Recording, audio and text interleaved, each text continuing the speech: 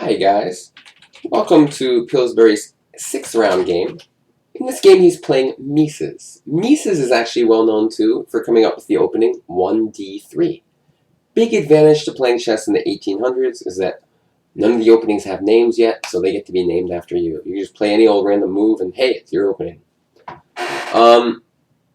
In this position, black is up 2 pawns, but the white king is kind of open.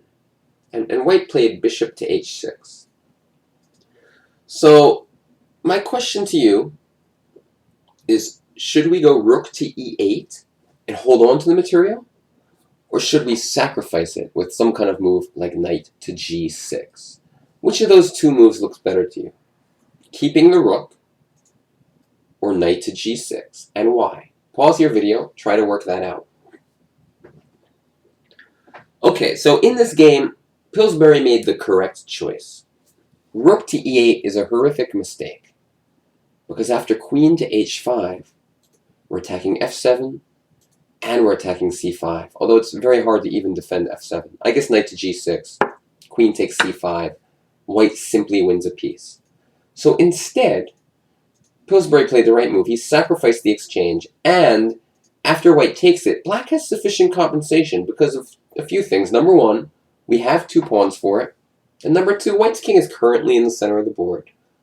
But this is where you kind of see how some of these older players just didn't play very well. Mieses has a clear move that he should play here. It's not even debatable. He should castle. Get his king to safety. Instead, for whatever reason, he played the move rook f1. And again, there was not as many books on chess. The idea of how important it is for your king to be not in the middle of the board, it was known, but I guess it wasn't known quite as much as it needed to be, because this is a horrible move. And after queen h6, we're attacking h2, threatening queen e3 type things, and white's just in huge trouble. White played queen to e2, and black played another nice move. He traded his bishop for the knight, played f5, thereby bolstering his central pawns.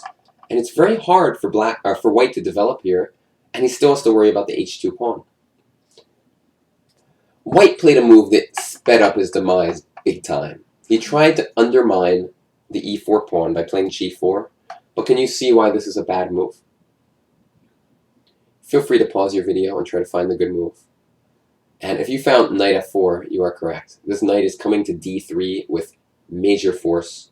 After knight d3, king to e2. By the way, note that the king d1 falls into knight b2, forking the king and the queen. So king to e2, queen takes h2 check, king e3, and after f4, white resigned. Because if king e4, queen e2, and we win, actually it's checkmate. And if rook takes pawn, queen takes, and the game is basically over. I mean, black's just up a piece, and we can win the queen by force. Although I think we also have mate in 3. Even more accurate is queen e1, queen e2, checkmate, or if king c3, checkmate. So this game, the main idea is you have to realize, you have to see white's idea of queen h5, and you just have to give up the exchange. The second main idea is that castling is really important. Mieses made a horrible mistake by not castling. If he does castle, his position is very playable. He's up the exchange for 2 pawns. It's just going to be a complicated game. Instead, he leaves his king in the middle and gets completely annihilated.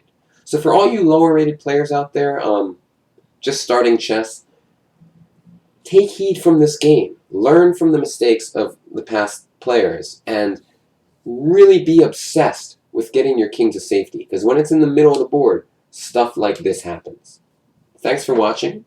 See you tomorrow with another game from Pillsbury.